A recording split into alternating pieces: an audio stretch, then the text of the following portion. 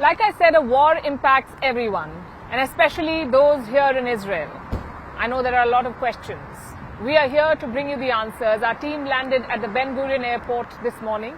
It is Israel's biggest airport. The airport was full of people, mostly two kinds, journalists and reservists. So what is the situation like? Can you still travel to Israel? Are flights still running? Our next report brings you all the answers. When you land at any airport, you see a lot of signs. Signs that lead you to baggage claim, signs that lead you to immigration, signs that lead you to the exit. But at Israel's Ben Gurion airport, we were met with a different kind of sign. A sign leading you to bomb shelters. And as we landed at the airport, we saw multiple signs pointing people towards a bomb shelter. No one's taking chances with their security at this point, given the fact that their country is at war. Soon we realized why the signs were placed. After minutes at the airport, the sirens went off. It was a sign of rocket fire. People started scrambling. They were rushing to take cover. We followed. We're still at the airport. We were just heading out. There is the exit gate, and just as we were about to step out, we heard sirens. And we've looked at, as you can see, the security, the exit area is now completely deserted. The people who left the airport premises have walked back inside. They've rushed back inside after the sirens sounded, and we've seen alerts from the IDF, that is the Israeli Defense Forces, and they've said that sirens have been sounded in central Israel. And this has been the situation for the past 2 to 3 days, ever since the attacks from Hamas began. And there are reports that the Ben Gurion International Airport may be one of the targets.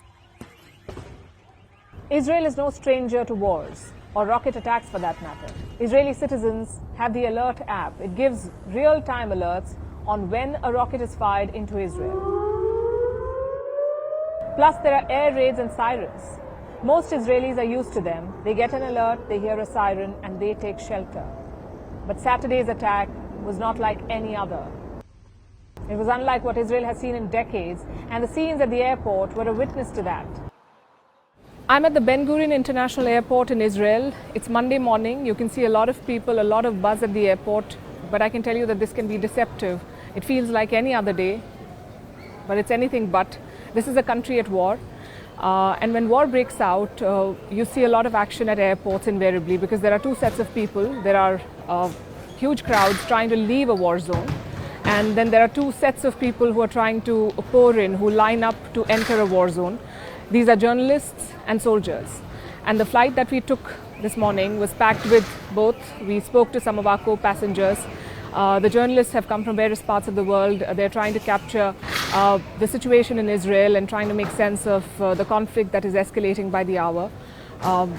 The Israeli citizens are basically members of the reservist force. Their country is at war, and they're reporting for duty. Major airlines have cancelled flights to Israel. There are warnings of travel disruptions. On the other hand, countries are evacuating nationals. 300 Polish and Hungarian nationals have been evacuated. Thailand and Nepal are considering evacuations. Just a few weeks ago, Israel was hoping for tourism to boom.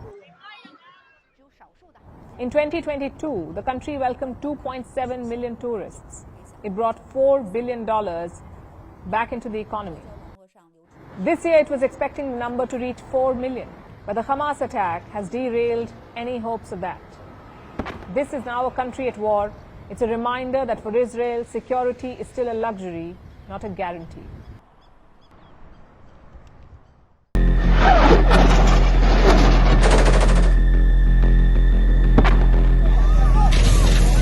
Israel is at war. It has come under terrorist attacks. Hamas launched thousands of missiles at Israel.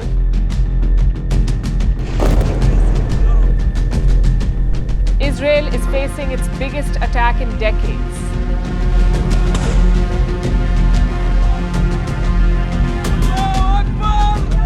Prime Minister Netanyahu has declared a state of war.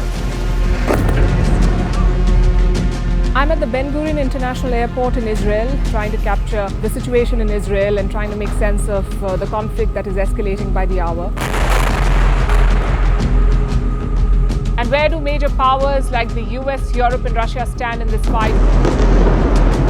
We'll bring you a 360-degree perspective of this war in West Asia.